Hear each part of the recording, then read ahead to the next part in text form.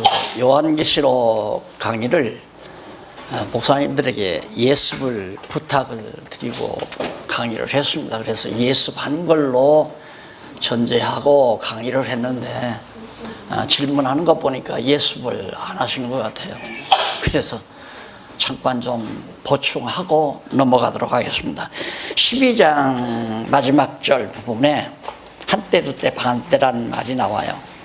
12장 교재를 보면 9746페이지. 그래서 제일 요한계시록에 이제 오해가 되진 부분이 지난번 말씀드린 대로 세 번 환란, 3차 환란, 2차, 2차, 3차 환란에 대한 오해, 그것은 우리가 이제 깨끗이 정리했잖아요. 유대가 로마에 의해서, 예루살렘이 로마에 의해서 정복당하고 로마에 의해서 성전이 불타고 또 로마에 의해서 예루살렘 전부가 다 파괴되는 세 차례의 그 예루살렘, 유다와 예루살렘의 환란, 그것이 바로 1차화, 2차화, 3차화라는 거 앞부분에서 말씀을 드렸죠. 그리고 이제 한때, 두때, 반때라는 게 이제 문제가 되는데, 거기 보면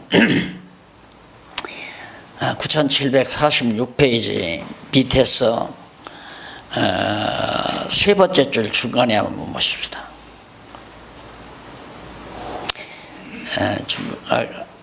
그 전부터 한번 보십시다. 그 전부터. 그 중간에 문단 바뀐 데 있죠. 한 중간쯤 보면 9746페이지. 그 문단 바뀐 데서 네 번째 줄, 위에서 네 번째 줄 약간 중간 지나서 보면, 그리고 한때와 두때와 반때는 유대와 예루살렘이 박해를 피하는 기간을 말한다. 이게 총체적으로 한때, 두때, 반때는 뭐냐? 예루살렘이 박해를 피하는 기간이다. 그리고 곧 한때는 로마 제국에 의해 이두메 족속 안티파테르가 63년, 그러니까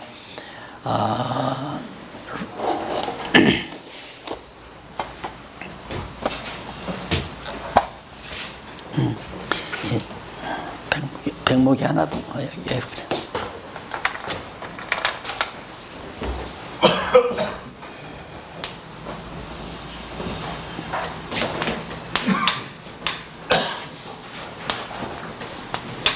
(63년이죠)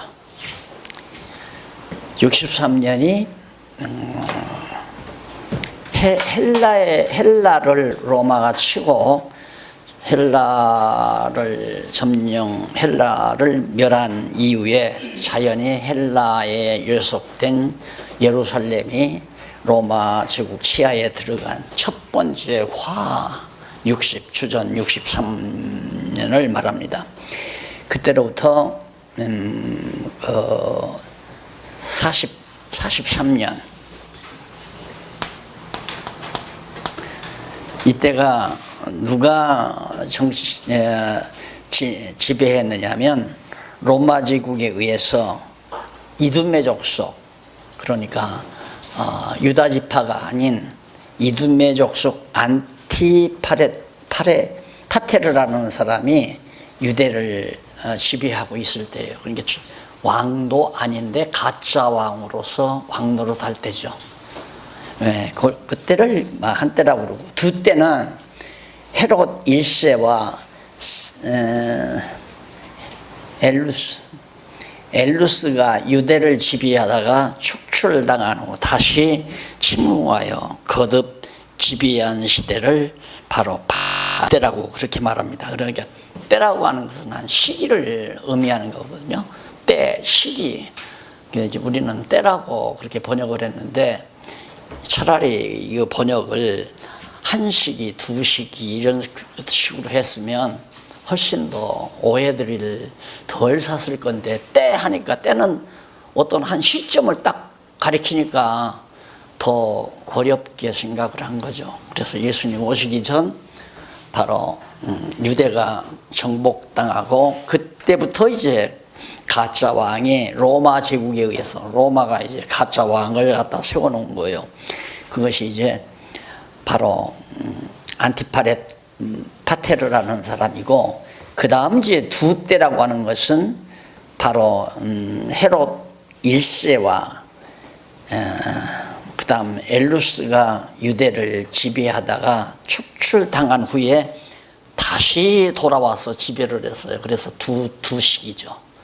그러니까 같은 왕이 축출당했다가 다시 지배했으니까. 그래서 다시 침공해서 거듭 지배한 시대를 두 때라고 말하고, 그럼 반때는 어떠냐? 반때는 로마 총독이 3명의 분봉왕을 세우죠. 유다를 지배하기 위해서 시작한 때 3명의 분봉왕을 세워서 지배하던 그런 시대. 그때 이제 그들이 3명의 갈릴리 지배하고 뭐 이쪽 다 이 지역을 지배하고 이렇게 분할해서 3명의 총독을 세워서 지배했는데, 그때 이제 예수님께서 오신 거거든요. 그러니까 한 때를 채우지 못한 거예요. 이게 지배하는 도중에 예수님이 오셨기 때문에, 그래서 이제 반때라고 그렇게 얘기를 하는 것이다. 이렇게 이해를 그렇게 하시면 되겠습니다. 그 다음에 이제 넘어가서 그러면 한때, 두때, 반때. 그 질문하던 사람은 오지도 않네. 안 들을 사람, 못 들을 사람 못 듣게 돼 있어요. 이거 지난번에 다 잊고 오신 줄 알고 그냥 넘어갔더니 질문을 하기에 지금 다시 돌아가서 설명을 해드리는데 아직 안 나왔네요. 그 다음 넘어가서 666수에 대한 얘기입니다. 666수에 9755페이지 9755페이지에 거기 보면 성경 본문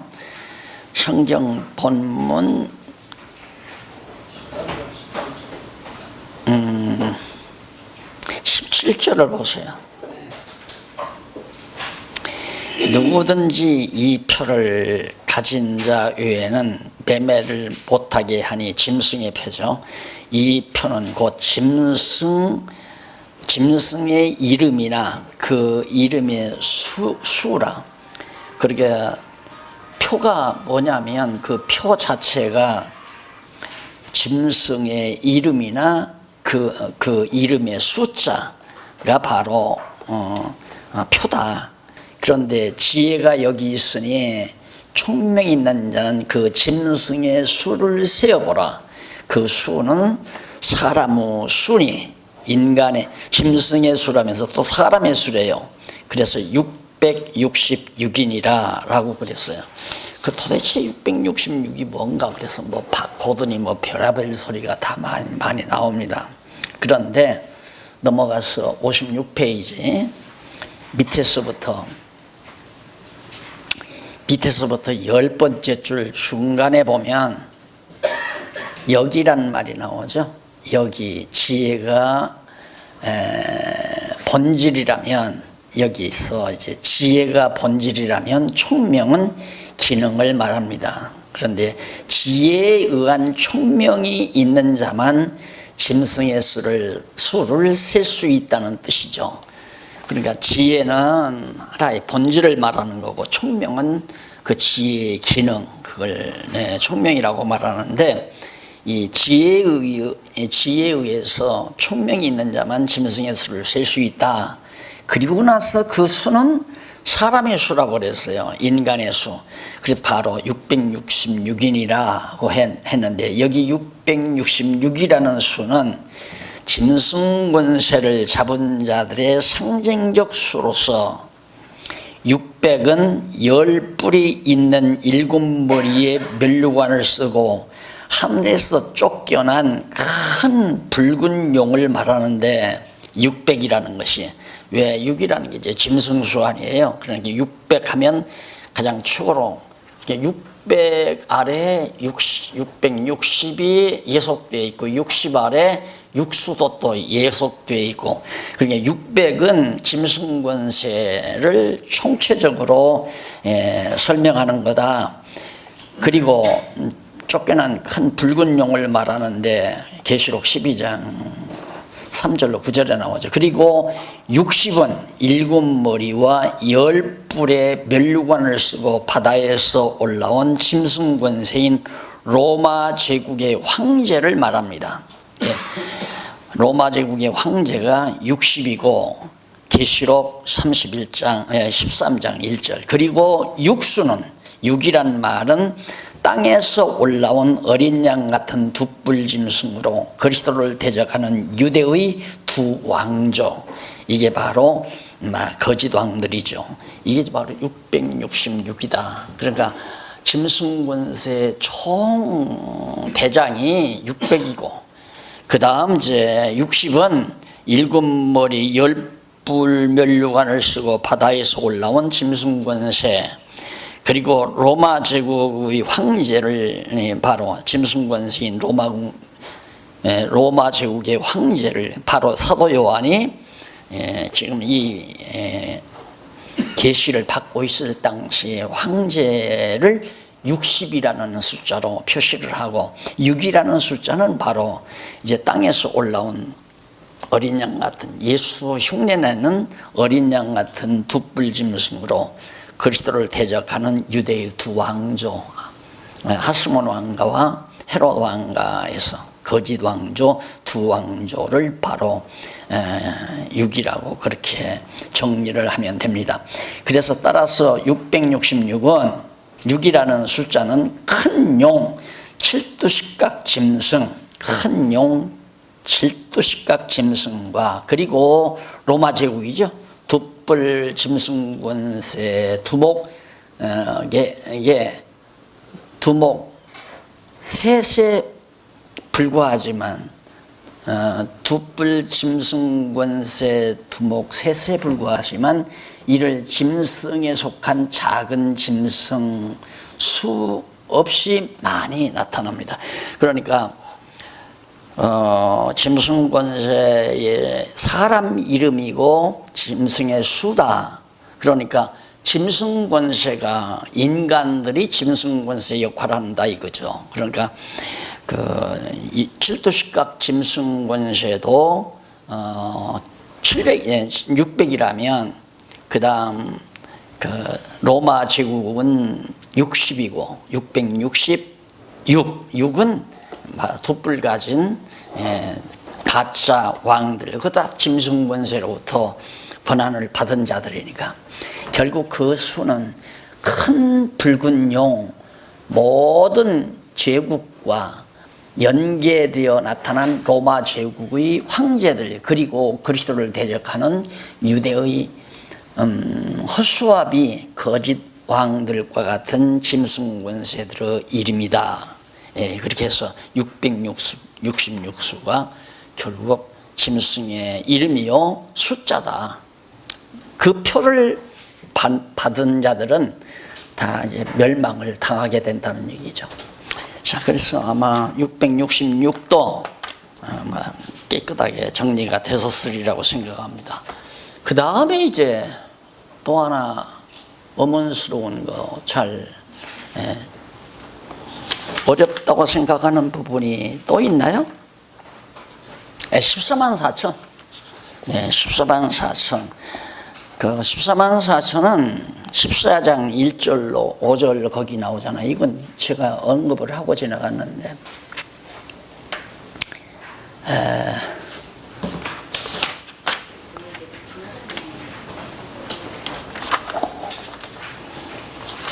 (14만 4천은) 14장 9760페이지 보면 14장 1절로 5절이 나오죠.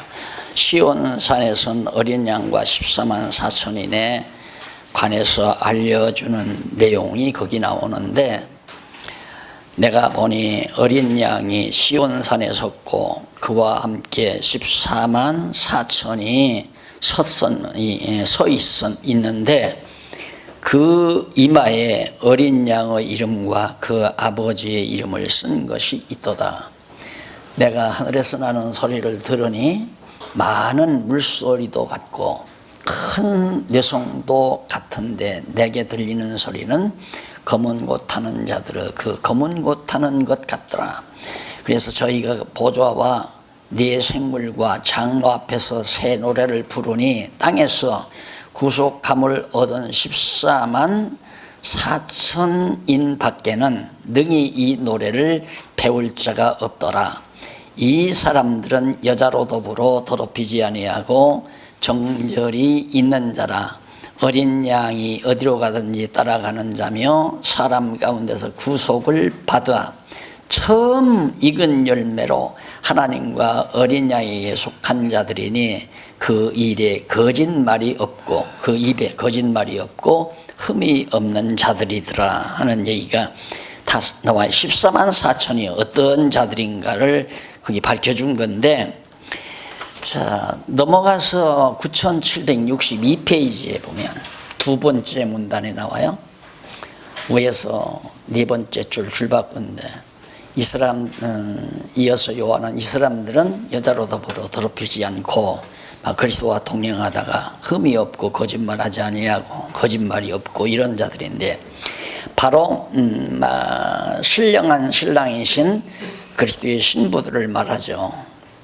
그리고 이제 조건이 그들의 신분이 첫째, 둘째, 셋째, 넷째 그렇게 분류해서 이해할 만큼 이제 그들의 자격 기준이 나오는데, 사실은 이들이 바로 순교자들이라는 거, 이들이 바로 그리스도를 위해서 목배임을 당하고 짐승의 표를 받지 아니한 이런 자들이 이제 14만 4천이라고 나옵니다.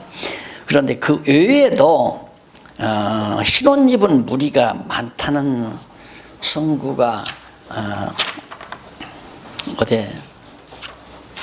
어디 밝혀져 있는 것을 보셨어요? 혹시 목사님들? 몇 장에 뭐예요? 신혼 입은 무리.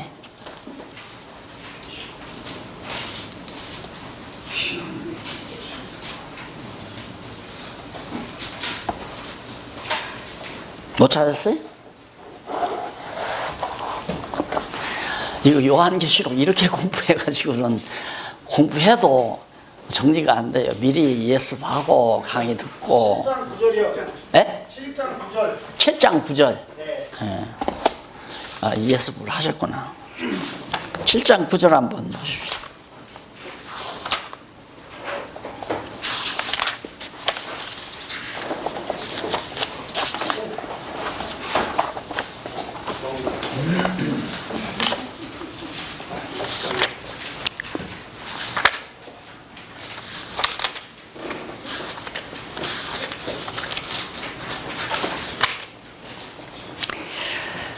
네, 7장 9절 거기 보면 9678페이지에 나오죠.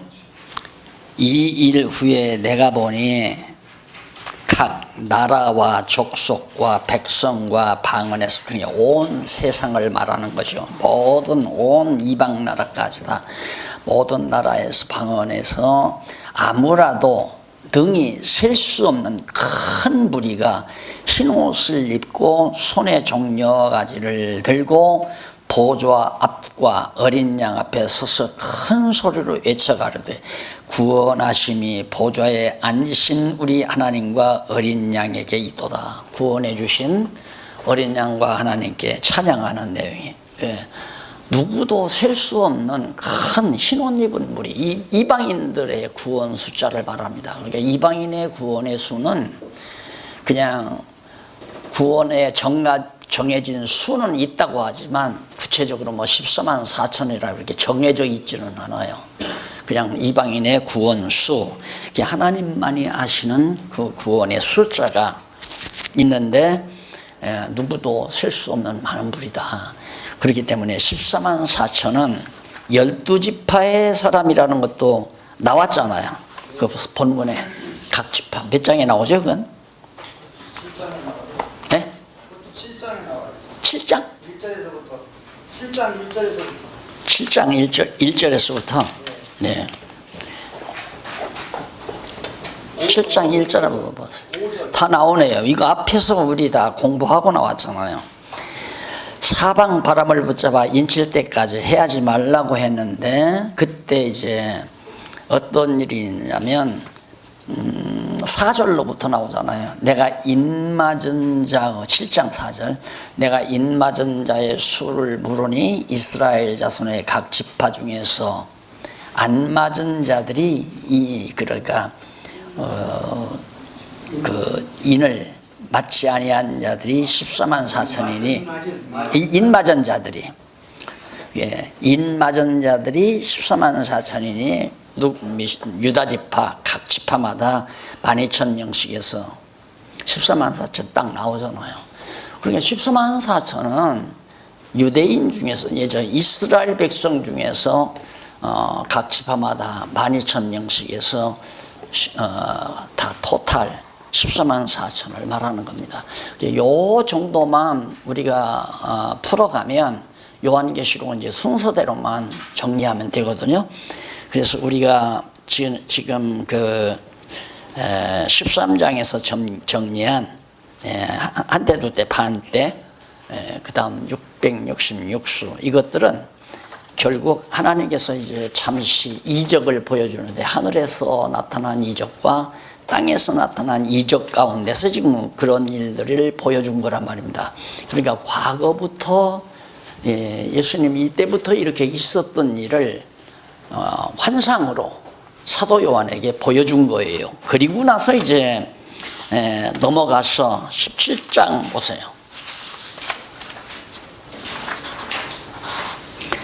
15장 16장에 이제 9769페이지 심판으로 위한 재앙 예고죠. 이거 예고하는 거예요. 앞으로 이렇게 심판으로 위한 재앙을 준다. 그것이 15장, 17장, 이제 16장까지 나타났는데, 17장부터는 제가 지난번 17장까지 대충 정리해 드렸잖아요.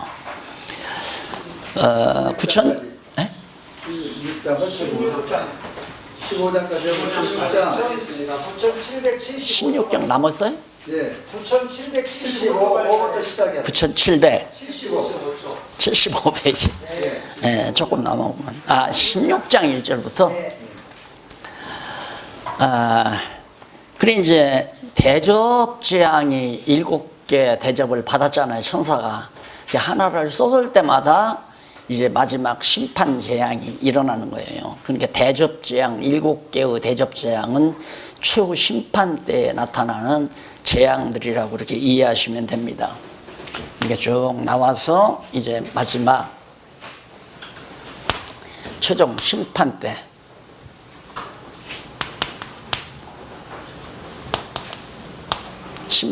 나타난다. 근데 첫 번째 이제 하나님께서 세상 심판을 할 때 헌대가 나고, 둘째로 물로 생물이 많이 죽는 그런 걸 미리 예고를 해줘요. 마지막 심판 때 이제 천사가 대접을 갖다 쏟게 되면은 그런 재앙이 나타난다. 그리고 세 번째는 16장 4절로 7절에 나오죠. 셋째로 물이 피가 되자 천사의 찬양에 화답함을 예고합니다. 셋째로 물이 피가 되자, 셋째 재앙을 내릴 때 왜 모세가 애굽에 가서도 물로 피가 되게 하는 그런 재앙이 있었죠. 근데 피는 죽음을 상징하잖아요. 피는 생명을 말하는데, 생명이 흘러간다는 것은 역시 이제 죽음을 뜻하는 건데, 피를 흘린다는 것은, 그래서 피 없이는 지사를 받지 않는다는 것도 피를 흘려야, 죽어야 받는다는 얘기거든요. 그러니까 여기 피에 대한 재앙도 사망의 재앙이라고 생각을 하시면 됩니다. 그 다음 8절로 9절에 보면, 넷째로 해가 사람을 태워요. 해가 뜨거워가지고. 우리가 요즘 정말 이상기온 많이 느끼잖아요. 뭐 40도도 올라가고, 우리나라도 뭐 38도까지 올라가고, 그래도 뭐 사람이 몇 명씩 죽고, 우리나라에서. 근데 40도, 45도, 50도 넘어가면요, 못 살잖아요. 동굴로나 들어가면 모를까. 그러니까 인간들이 너무 오만방자해가지고 우리가 사는 지구가 이거 안전한 줄 알지만 하나님이 보실 때는 먼지에 불과하단 말입니다. 우주 속에 한 먼지에 불과한 것이 지구 덩어리인데 이 땅덩어리를 믿고 그냥 산다고 하는 것이 얼마나 우리들이 초라한 모습인가 그걸 알 수가 있습니다. 그 다음에 이제 새 재앙, 네 번째 재앙은 끝나잖아요. 대접장이 네 가지가 끝나고 그 다음 다섯째부터 일곱째까지 새 재앙들을 예고합니다. 이건 대부분 다 천재지변이 일어나, 천재지변 대부분. 그래서 10절로 11절에 보면 다섯째로 나라가 어두워지고 그 다음 질병들이 발생함으로 예고하는 사실 앞에서 이제 태양에 의해서 사람이 죽기도 하는데 이 태양에서부터 저주의 빛이 쏟아지잖아요. 타락했기 때문에 에덴 동산에서 인간이 타락해서 저주가 덮였기 때문에 태양으로부터 생명의 빛이 쏟아지는 게 아니라 원래 빛은 생명의 빛이어야 되거든요. 그래서 빛이 있으라 태초에 처음 창조할 때 빛이 있으라 했을 때 그 빛이 이제 생명을 창출해 가잖아요. 생명을 만들어 가는데 저주받은 이후에는 바로 태양이 도리어 저주의 빛으로 바뀌죠. 그래가지고 이제 수명도 짧아지게 되고 사람이 죽어야만 육체도 늙어지고 병들어지고. 근데 그 속도가 마지막 이제 이 다섯째 재앙에서는 아주 급격하게 나타나는 거죠. 그래서 어두워지면서 질병들이 태양에서 이제 이 좋은 생명의 빛이 쏟아져야 건강한 법인데 지금도 그러잖아요. 아이들, 필리핀 아이들 동굴 속에 가서 한 15일, 한 20일 가까이 있다가 보니까 완전히 병자가 돼버리잖아요. 빛을 못 보니까. 인간은 좋은 빛을 받아야 되고 좋은 물을 먹어야 되고 좋은 공기, 깨끗한 공기를 먹어야 건강한 법인데 이게 이제 저주의 빛으로 태양이 바뀌는 거예요. 그 다음 이제 17절로 21절 보면 일곱째로 번개, 음성, 뇌성, 큰 지진 등의 재앙을 요구합니다. 완전히 이제 지구가 뒤집어지는 거죠. 완전히. 그러니까 이 지구, 우리가 이제 이 천체학적으로 보면 이 지구가 이렇게 있으면 이제 태양이 이렇게 있잖아요. 태양이. 그럼 태양과 지구와의 거리, 이게 이제 굉장히 이게 중요한 거거든요. 그럼 가끔 그런 생각을 해요. 자꾸 여기서 로켓을 만들어 막 외부로 쏜다 이 말입니다. 막 밖으로, 대기권 밖으로 오는 게. 그게 얼마나 무거운 것들이에요. 다. 그러면 이 지구의 중량에 문제가 있을 거 아니겠어요. 지구의 중량 무게가 예를 들면 5kg면 5kg 이게 딱 정해져야 이 거리가 유지가 되는데 나는 그래서 인간들의 어리석은 장난 자체가 결국은 저주를 불러온다. 그러다 보면 이게 가까워지니까 이게 이제 지구를 감싸고 있는 대기권의 압력이 약해지니까 요즘 막 화산이 자꾸 터지잖아요. 막 여기저기서 화산이 터지고 또 그러다 보니까 지진도 그래서 일어나는 거고 지진이나 화산이나 이런 것들이 지구 땅덩어리를 꽉 꼼짝 못하게 다 이렇게 공기가 보이지 아니하는 대기권이 이렇게 압력을 주어가지고 안정감 있게 지구가 이제 공전자절을 하는데 인간들이 이 안에서 별장난 다 한다 이 말이면서 한번 생각해 보세요. 지금 석탄을 전부 파가지고 석탄을 땅속에서 파가지고 지금 몇십 년 동안 계속해서 태웠잖아요. 그럼 그 무게가 얼마나 되겠어요? 그래서 지금 이 북극에 제 생각에는 그래요. 이 지구의 중량이 고체에서 지금 기체로 바뀌어질 때 무게가 달라져 버리잖아요. 다시 말해서 석탄을 한 추럭을 태우면 한 추럭의 무게가 그대로 대기권에 남는 게 아니잖아요. 무게가 줄어들어 버리죠. 그래서 이게 결국은 이런 것들이 다 마지막 지구의 종말을 고하게 되는. 그 이제에 와서야 뭐 지구를 보호하자 난리를 쳐도 이미 다 저질러 놓은 거 뭐 불가능하잖아요. 그래서 이제 소위 아마 쉬쉬하면서 돈 많은 나라에서는 우주 개발해서 뭐 달나라 가서 이민 가서 한다, 뭐 어디 화성에 가서 한다 이따 소리 하지만 그건 다 어리석은 생각들이고요. 어쨌든 지금 달나라 여행도 뭐 4억만 3억인가 4억인가 주면 이렇게 가서 여행하고 온대요. 여행비가 그렇게 든답니다. 그럼 가서 살 수는 없잖아요. 그래서 어쨌든 여기도 일곱째 마지막에 이제 번개가 일어나고 그다음 음성, 뇌성, 큰 지진. 번개라는 것도 이제 음기와 양기가 이게 부딪힐 때 공기 중에서 부딪힐 때 이제 막 번개가 일어나는 거 아니겠어요? 이런 것들이 다 자연 환경에 큰 변화가 온다는 것을 지금 잘 말해주고 있습니다. 자, 그 다음 넘어가서 제4절 주의 승리와 왕국 거기 보면 계시록 17장에서 22장까지 17장에서 22장까지 거기 보면 그게 주의 승리와 왕국이에요. 그러니까 이제 마지막 이제 대결을 하거든요. 최종적으로 지상에 남아 있는 심판을 향해서 심판을 위해서 이제 마지막 대결을 하는데 심판을 통해서 이제 승리를 거두는 거 아니겠습니까? 주님께서. 그런데 어떻게 승리를 하시느냐 하면 첫 번째로 큰 음녀 출현과 멸망입니다. 큰 음녀, 여기서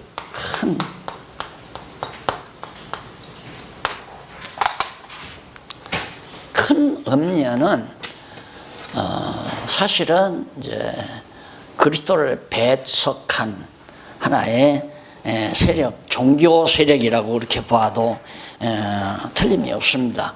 그래서 거기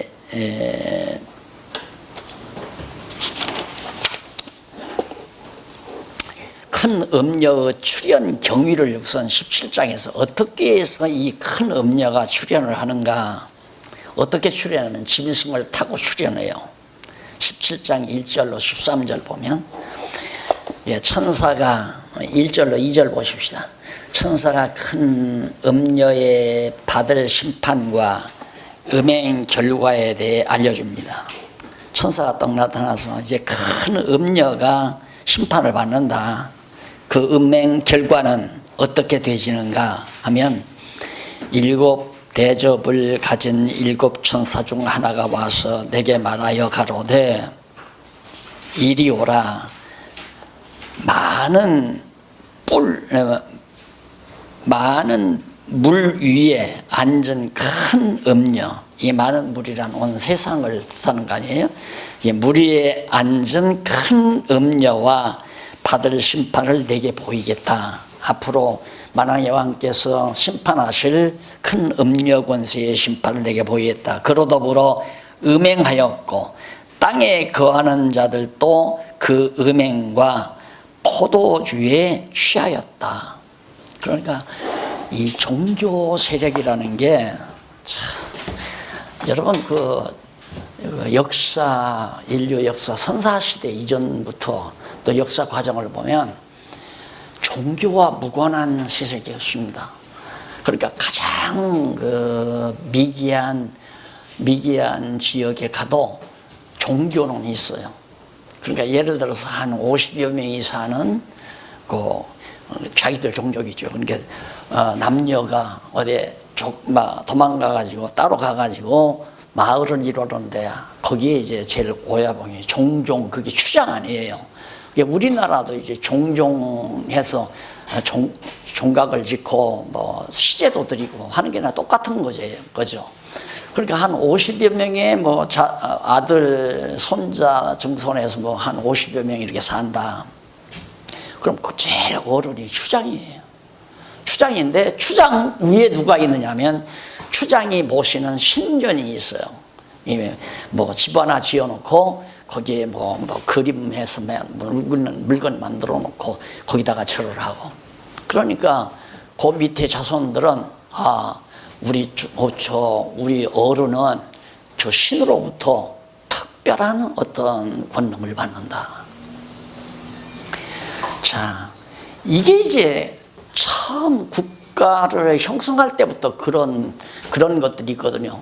그래서 이 국가는 종교와 절대 무관하지 않습니다.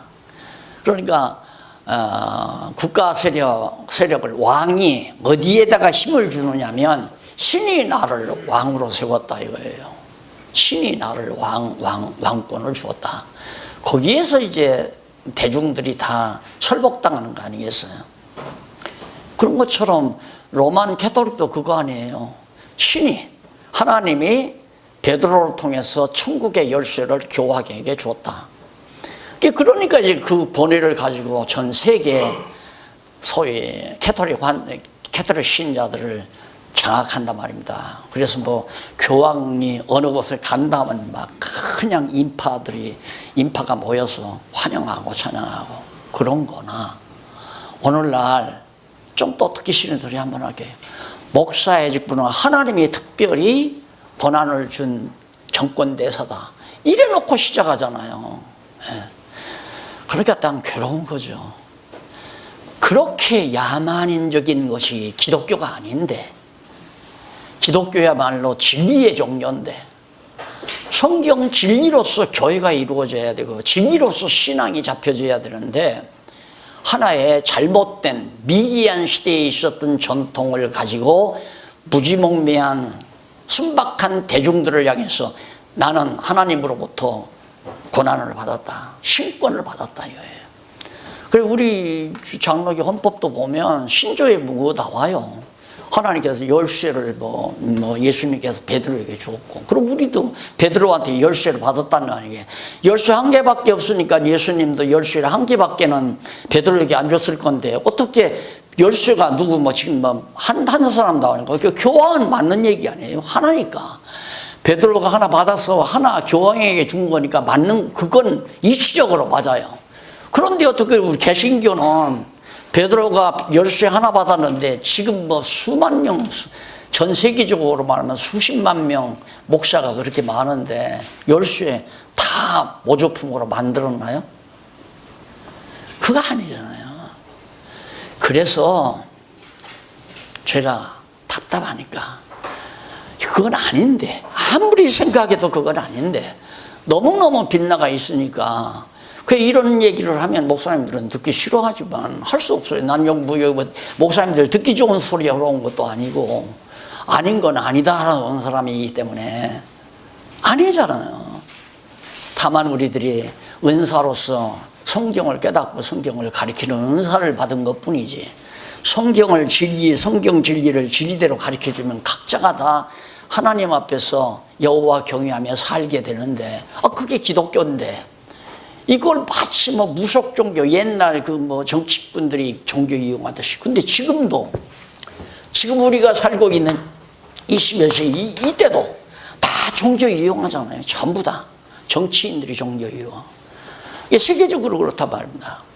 교황한테 다 매이는 이유가, 미국 대통령도 교황 무서워하잖아요.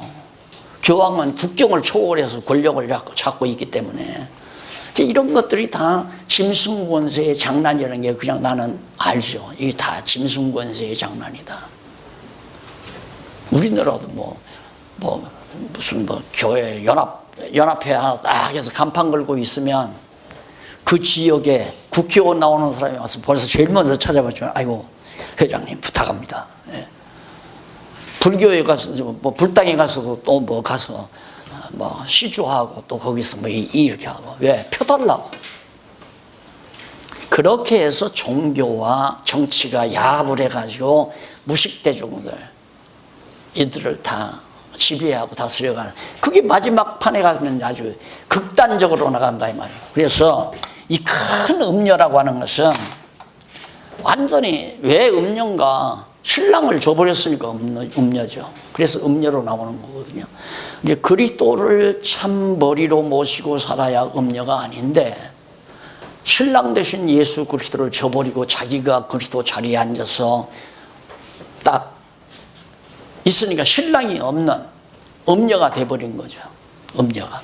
그래서 큰 음녀가 나와서 이제 이렇게 가다가 보면 지금 21세기 아니에요?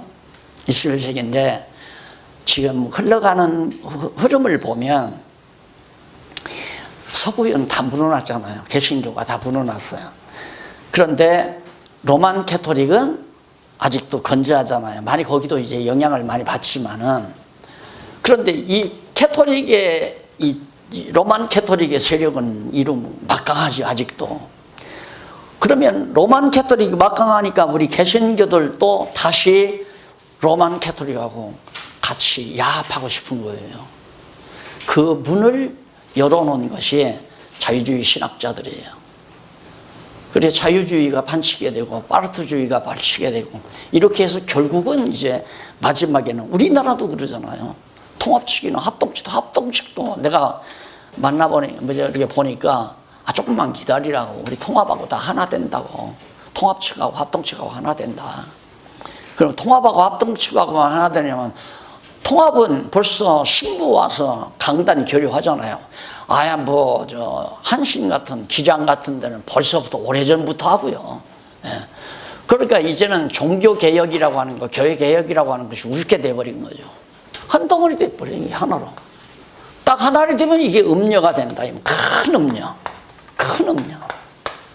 지금은 작은 음녀들이지만 이걸 다 통합하면 큰 음녀가 돼버려요.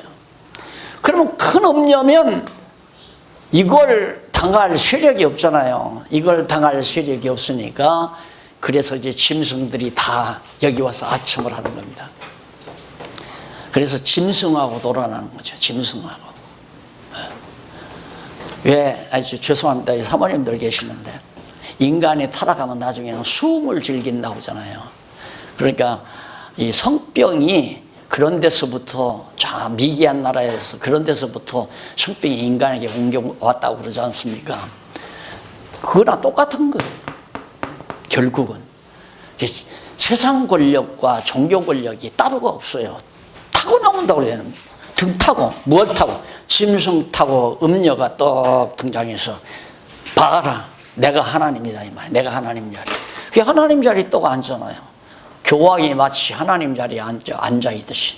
이게 로만 캐토릭이 음녀가 아니라 그것도 지금은 작은 음녀예요. 로만 캐토릭은 작은 음녀고 자유주의 신학자들도 작은 음녀고 모든 불교나 유교나 할 것 없이 종교 세력이 전부 그건 아야 뭐 그리스도와 관계없는 사람들이니까 결국 하나님을 믿는다고 예수를 믿는다고 하는 모든 우리 교회 세력이 그리스도를 떠나면 다 작은 음녀들인데 이게 이제 세력을 구축하기 위해서 하나로 연합한다 이 말이에요. 앞으로 이 자꾸 연합이 됩니다. 그러면 그래도 다행스럽게 지금은 이제 뭐 보수 교회가 있고 진보주의 교회가 있고 신복음주의 교회가 있고 그래죠. 이게 이제 변화되어져 가는 과정이거든요. 그럼 보수란 뭐냐? 보수란 과거 우리 종교개혁 당시 아직 미숙한 때에 만들어 놓은 교리를 지키는 게 보수가 아니잖아요. 보수라고 하는 것은 성경을 지켜야 보수죠. 안 그래요? 그러니까 저는 신학교를 다니면서 보수 진보할 때 이게 보수라는 게 마치 선배 학자들이 말한 거 그거 어기면 보수가 아니고 그것이 성경에 틀려도 그걸 지키는 게 보수라고 생각을 하는 가만히 보니까 그래서 교수들이 전부 뭐 과거 칼빈이 뭐라고 루터가 없고 쭉 이런 거가 뭐라고 그랬고 뭐 하면서 아브람 카이퍼가 뭐라고 했고 근거를 다 그렇게 돼가지고 이게 진리다 이거예요. 성경이 이렇기 때문에 이게 진리다라고 말하는 게 아니라 성경은 신학교에서 성경 물어보면 성경학교 가서 배우라고 하잖아요. 신학교 나오지 말고 성경학교 가서 성경 배우라는 거예요. 신학교는 신학 배우는 곳이니까 아브람 카이퍼가 뭐라고 했나 찰스 아지가 뭐라고 했나 칼빈이 뭐라고 했나 그거 정리해서 배우고 나와가지고 나는 보수주의다. 칼빈 지키는 게 보수주의 아니잖아요. 아브람 카이퍼나 또 찰스 아지나 이런 사람들의 이론을 지켜나가는 게 보수가 아니에요. 보수는 성경을 지켜야 보수죠.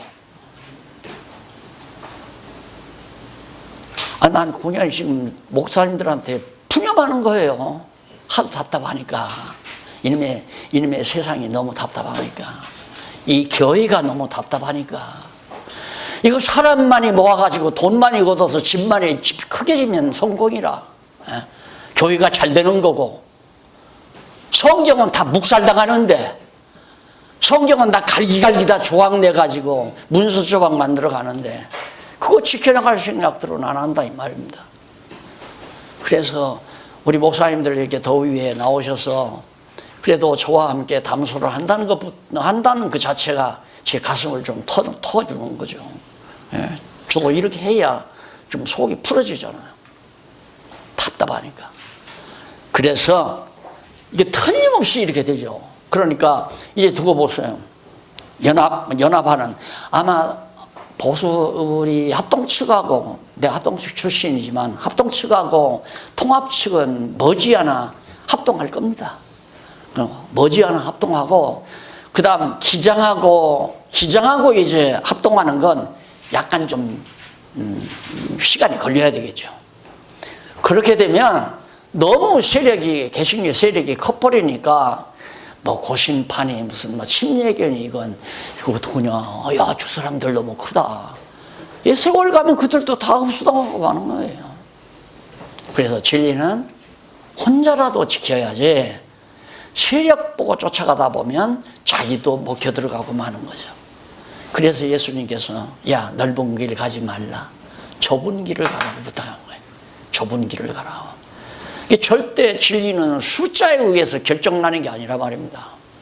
그러니까 뭐 또 한 번 건들고 하지만은 우리 장로교 뭐 신조라는 게 그게 다 과거 초대교회 당시에 종교개혁 당시 개혁자들이 한 뭐 몇백 명 모여가지고 오랫동안 같이 기숙하면서 뭐 숫자 손들어가지고 그래서 결정해서 조항 만들어 놓은 거 아니에요. 전부 분장이 앞뒤 분장 맞지도 않는 거. 그걸 그냥 신주단지 위하듯이 그걸 지켜나가야 보수주의 신학이고, 그게 지켜나가야 참 교회고, 그걸 건들면 이단이고. 그러니까 어지간한 심장 가지고야 그 건들 수가 없죠. 그래서 요즘 아마 목사님들 크리스찬 신문 받아보시겠지만 웨스트먼트 신앙 고백 그거 지금 미숙함 고발하고 있잖아요. 그거 그거 하나하나 지적해서 해부하고 있는데, 얼마 전에 지방에서 어떤 총장 지나신 분이 전화가 왔더래요. 함부로 그거 손을 대지 말라고. 그래서 그 편집국장이 그 직접 그거 하신 분들에게 전화하라고 그러니까 한다고 그러는데 아직 전화 안 왔어요. 죽을 맛이죠. 그거 갖고는 안 돼요. 그거 가지고 망해요. 이론적으로도 맞지 않는 건데 성경적으로도 더 말할 것도 없고, 그걸 지키는 걸 보수라고 하면 안 된다 이거죠. 그래서 성경 지키는 일, 이게 진짜 참 음력 원세에게 먹혀 들어가지 아니하는 유일한 참 보수 교회라고 하는 거 우리가 안다면, 교인 5명 되고라도 10명 데리고라도 그냥 성경을 성경대로 잘 가르쳐주는 일이 가장 시급한 우리들의 일이다라고 그렇게 볼 수 있습니다. 자, 짐승 타고 출동한다고 하는 이 장면부터 차 한 잔 들고